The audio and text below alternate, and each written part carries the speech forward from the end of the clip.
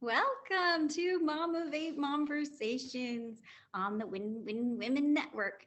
We are so grateful for this platform and the behind the scenes friends making it all work smoothly so we can gather to care, connect, and collaborate. Truly a win win for us all. I'm Regan Barnes, your hostess. I am a mom of eight and founder of Mom of Eight. We are a nonprofit organization that empowers you to elevate your mothering experience. We welcome you into the Mom of Eight community or mom unity, as we like to say. We are moms united in our passion to create a better world for our children, with our children, and through our children as they become the next generation. Join us and become a Mom Unity member. It's free on our website, momofeight.org. And when you join our Mom Unity, we'll send you a free digital copy of our Smile Journal, where you can keep track of what you learn from each of these conversations. You can set goals and really see the impact in your personal achievement based on this educational program. Let's get this conversation started. Here at Mom of Eight, we answer the question, what do moms do anyways? We have an uplifting statement that encapsulates the answer. Moms raise up society. That's right, not just our own kids, but all of society, including ourselves. This acronym is jam packed with the far reaching impact of intentional mothers who strive to improve and progress in these areas of motherhood. We're not just chauffeurs and short order cooks, as we repeatedly do bedtime routine and load after load after load of laundry.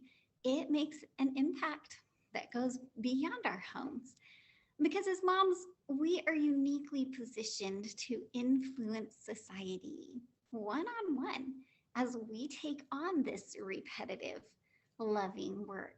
It shapes our children and it shapes us too.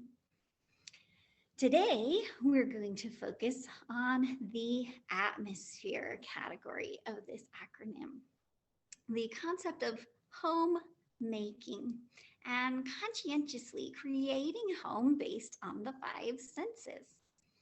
We're going to get even more narrow and focus in on the sense of smell.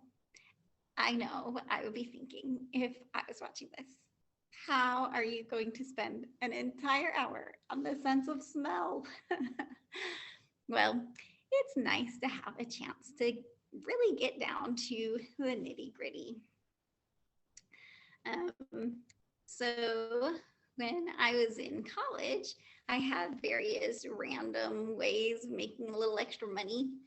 For one of them, I was signed up to participate in a focus group for Walker Research. This was a company that provided market testing and surveys for businesses that hired them that wanted such services. One time, I got paid $80 to go in, and with a group of about 10 other women, we discussed our deodorant usage for an hour. An hour not just talking about smell in general, like we'll do today, but an hour talking only about deodorant. So this experience taught me a few things, one of which was that I only signed up for that experience because of the $80, not because I particularly wanted to share my intimate details about my armpit odors or lack thereof, considering it was a deodorant company.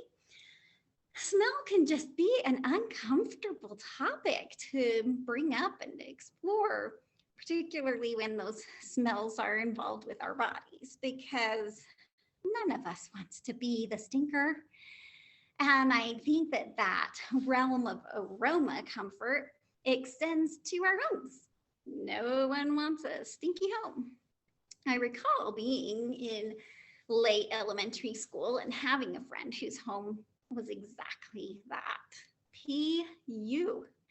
And I shall be blunt about this. It was 35 years ago and judgment long gone, especially since now that I'm the mom with the potentially stinky home, I can speak with compassion.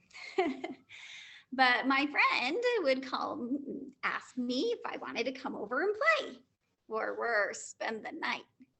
Now, I loved my friend.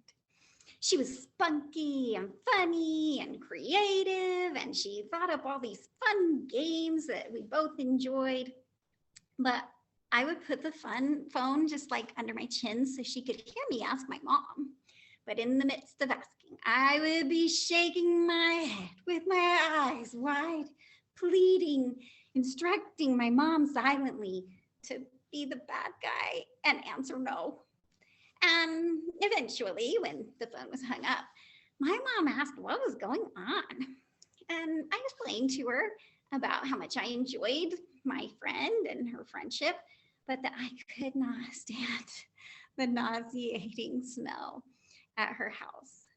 So my mom proposed a solution to the problem. She said, you could invite her over here to our house. And of course, that was only a solution under the assumption that our house did not smell bad. I can neither confirm nor deny the truth of that statement. Our brains just accommodate, right? They just turn off when a smell surrounds us.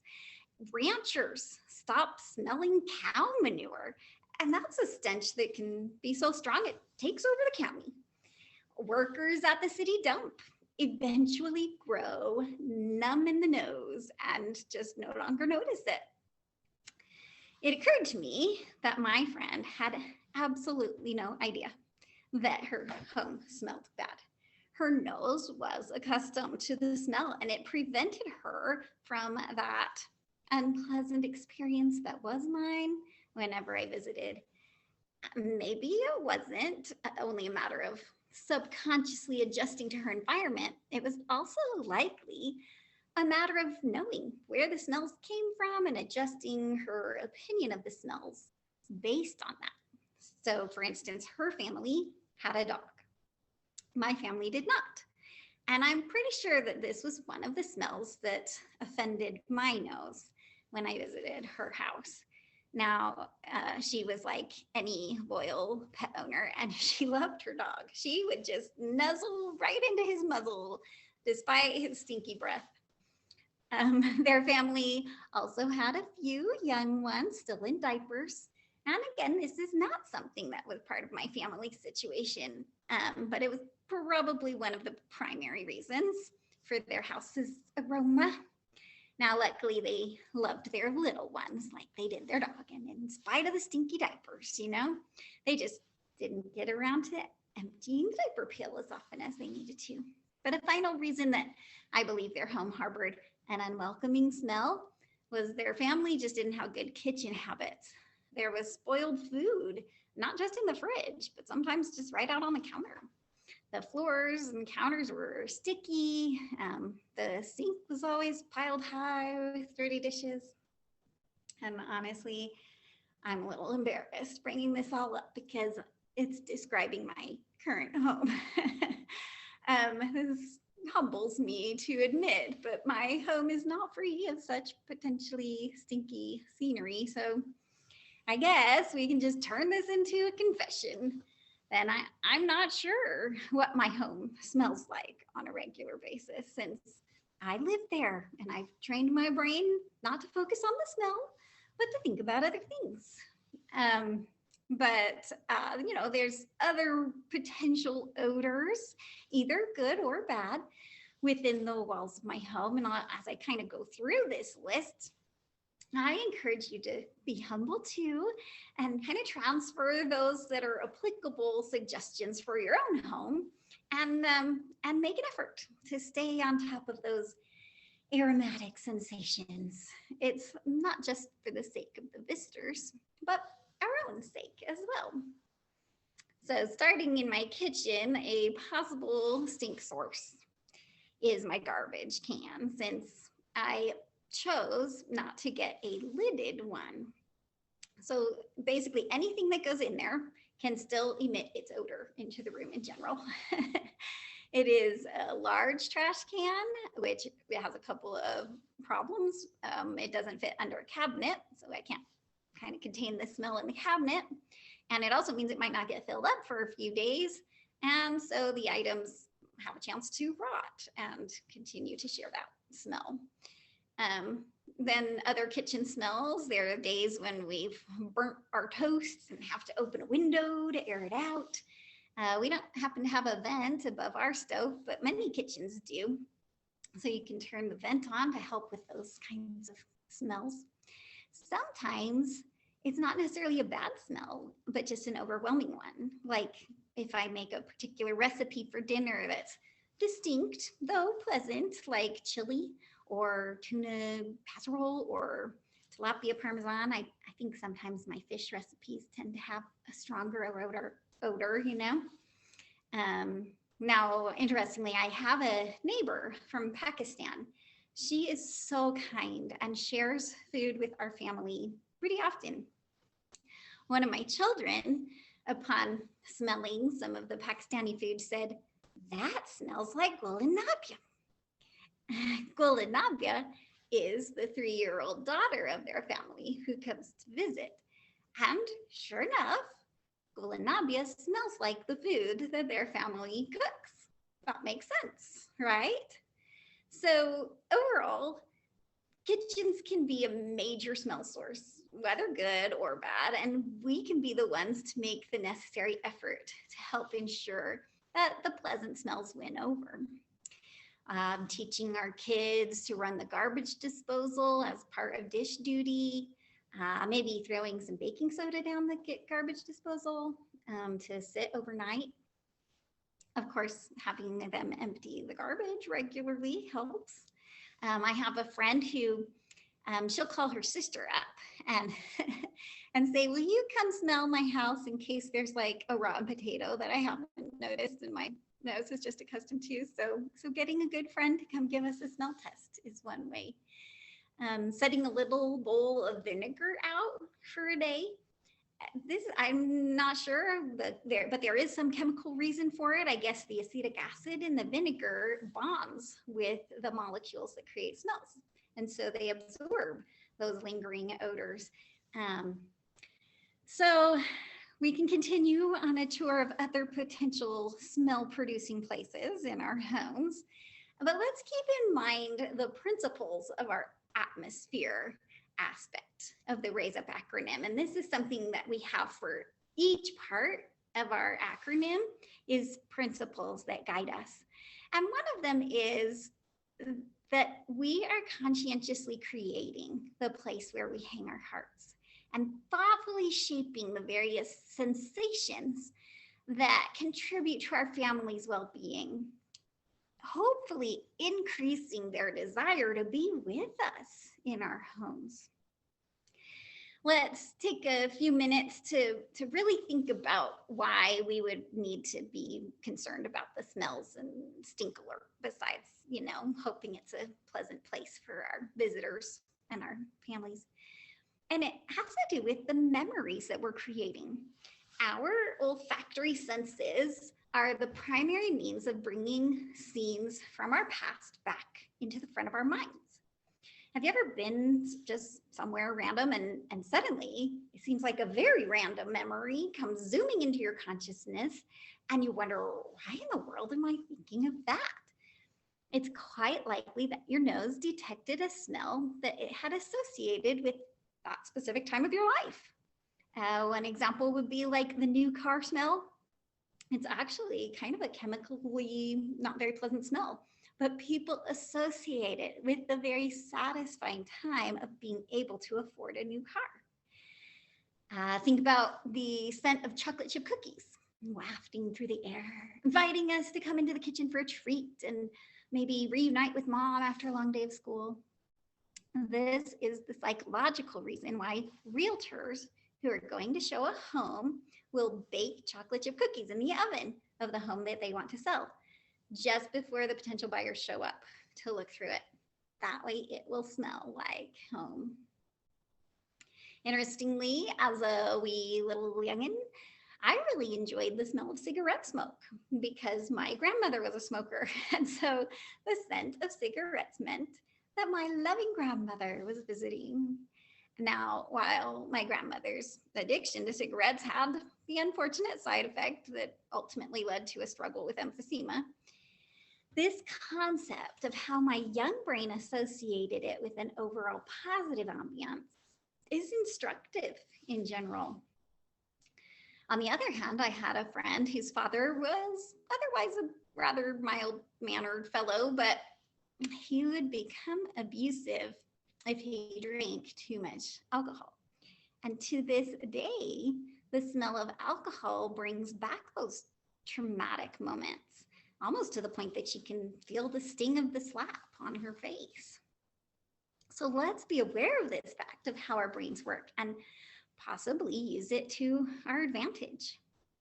My mom lives with me, and back before her cat died, there were often litter box smells wafting down the hall from her room. Pets are a huge reason for household odors, but also a huge reason for a lot of love and comfort. So let's not ban pets. Let's just be conscientious of how to handle those things. One person I knew burned incense to cover the pet smells. And once we get to the discussion portion of this, I would love to hear other people's ideas. I have twin teen daughters who like to try out different perfumey lotions and sprays. And I think in a lot of ways that adds happy, beautiful smells. But on the other hand, I've got a 12-year-old son whose smelly socks don't always make it into the hamper. So his bedroom has a whole different smell than his twin sisters. As a family, we somehow got out of the habit of changing our sheets like we used to. And sometimes goes for a month or two before we think about it. And I kind of am on alert for myself that this might contribute to funky bodily odors. So that's going to be one area that I work to remedy.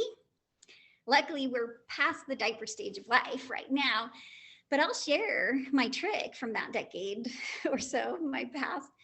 I positioned the diaper changing table right near a window where I had a trash can outside, and I would literally throw the dirty diapers out the window. So this bringing up the fact of having little kids, my youngest is almost 4, but that just is another principle we need to bring up, is the idea of reasonable expectations. When our children are young, keeping a Martha Stewart style home just might not be realistic, and it might actually cause stress to try to be up to that level. So as our children grow and mature, we can introduce more sophistication, perhaps based on our own desires and comfort level, but let's, be reasonable with ourselves. Now, again, going back to kind of touring the household, anything potty related is going to be associated with smells. And this can actually be a sign of good health. I know that seems off topic, but it's really not, because every thread of motherhood is inextricably intertwined with other threads. So if we're talking bodily smells, we can talk health. If your urine has a particularly strong odor, this can be an indication of not drinking enough water or possibly an infection. Pooping regularly. I did just say pooping, yes. Like at least once a day. It's a good signal that your digestive system is working the way it was designed. Constipation, on the other hand, is often an alert that you're getting too much of something in your body that your body just doesn't know how to process. So it just slows it way down. And of course, we already know that diarrhea, the opposite, is a red flag. So these all fit into our discussion of smells today, because everybody's poop stinks, which we could turn that into quite the metaphor, couldn't we? But we won't go there right now. Let's just pledge to keep our toilets flushed and clean. I have actually written a reminder to my children in the bathroom to flush. Be more consistent with that. When they're potty training, I teach them a little song that goes, wipe and flush, and then you wash your hands. Wipe and flush, and then you wash your hands. And hopefully, as they get older and it's so important to them to hurry through those things, the song will still be there for them and they will accomplish those. Another place we need to practice PU prevention is in the laundry room. This is a great example of our principle regarding the time and effort that it takes to keep bad smells at bay. We need to just set aside specific time and think through specific decisions. Like when will we do that laundry so that we don't end up with big piles of odoriferous laundry. So getting around to throwing in that load of laundry will help. You can throw a bit of vinegar in the washer. It can help absorb odors like urine if our little toddlers keep having accidents. Or I have a sister who's brave enough to do cloth diapers and she believes in vinegar. Mildew is another common problem, like if the kitchen wet rag gets stuck at the bottom of the laundry hamper. Baking soda can be our friend too. Just have a cup into the washer at the start of every load. And if it's a strong smell, like maybe you were with someone while they were smoking, or you had an especially sweaty workout, you can pre-soak the item with a full cup of baking soda. Now, we've kind of gone through the house, but there's smells outside of the house that can be stinky, like in our vehicles, right? We might think that those fries that get stuck deep in the crevices of our car seats don't have a stench, but the truth is they do. That grease, goes rancid and gets embedded in the fabric. And our car is such a small space, though, that we want to be careful with like chemical, commercially made air fresheners. And I have a list here of other possible solutions, but as I go through the list, I want you to apply this next principle that is part of our atmosphere curriculum. It's the idea of individual personality. We don't need to be worried about comparing ourselves with other people. We can make our homes, or in this case, our cars, our own, an expression of ourselves and our values, and filled with things that are pleasing to us. So as you hear some of these ideas, some of them might not sound like a pleasing smell, but some of them do. And that's kind of what we bring with us, our opinions, our backgrounds. So I like this idea is vanilla beans. You can find actual real true vanilla beans like at health food stores and wrap them in a cloth and place them under the seats of your car. And they can have quite the pleasant aroma. And it's even associated with feelings of happiness, like scientifically. There are spices like cinnamon, cloves, nutmeg that are comforting scents, and you might already have those in your kitchen. You can just, again, put them in a little sack or something and under your seats or hanging from your rearview mirror. Citrus peels are an idea. So, lemons, limes, oranges, their scents are kind of invigorating and energizing. So next time you peel an orange, don't just throw away the peelings. Instead, scatter them under your car seats, but just for a day or two. You don't want them to turn into moldy fruit smell. That would be gross.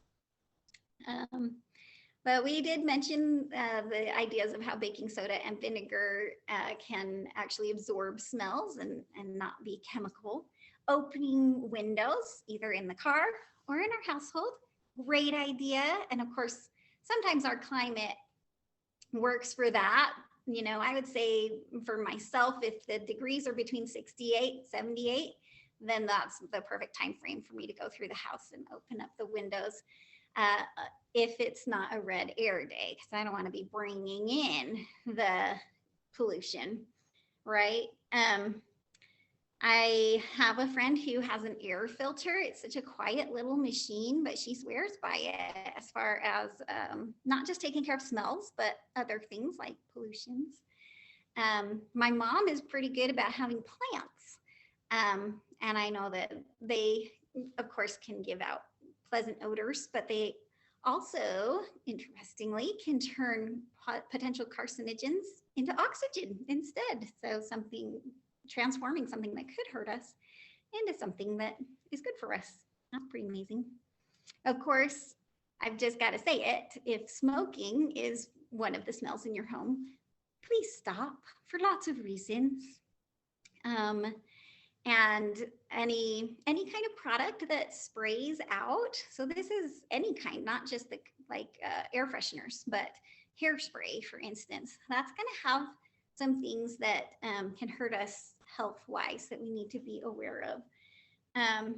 Of course, the state of California has a whole list of things that can cause cancer, or at least cause it in the mice that are exposed to it. So I like the idea of candles to cover smells, but as I've looked into the issue of burning the candles, then I become aware of how that can cause, again, problems as far as little molecules that get in the air.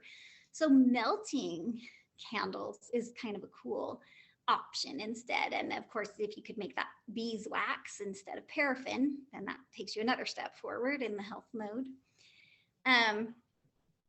But I'm going to just end kind of the same way I started as far as the nostalgia and going back.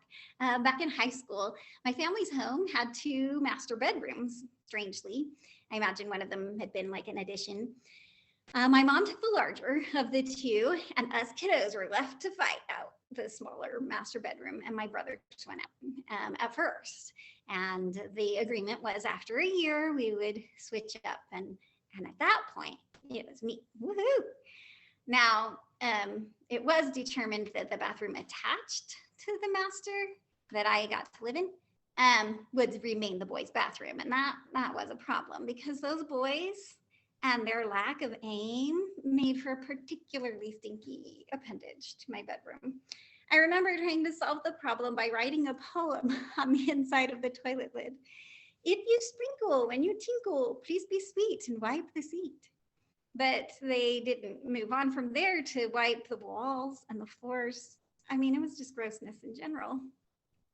But this brings up our final principle, which just happens to be numerically last, but by all means, do not treat this as a last resort. It's the principle of group effort. Mothers are the managers of the home, not the slaves and not the slave drivers. We take note of what needs doing, like wiping urine off the wall or the floor, but we delegate those responsibilities. We teach skills of tidiness and hygiene, and we show gratitude when it gets done, and that helps our families feel the satisfaction of a home that's well cared for. As we've been discussing the topic of smell, I want to encourage you, our viewing audience, to take a moment right now to write it down. We're going to go back to our slides at this point and just write that down, the key points that stuck out to you personally. You can use that digital smile journal that we sent or just a notebook. If you have ideas to share, please post it on the Momologue page. We want to remember what we've learned from this momversation and put it into practice to have impact in our own lives.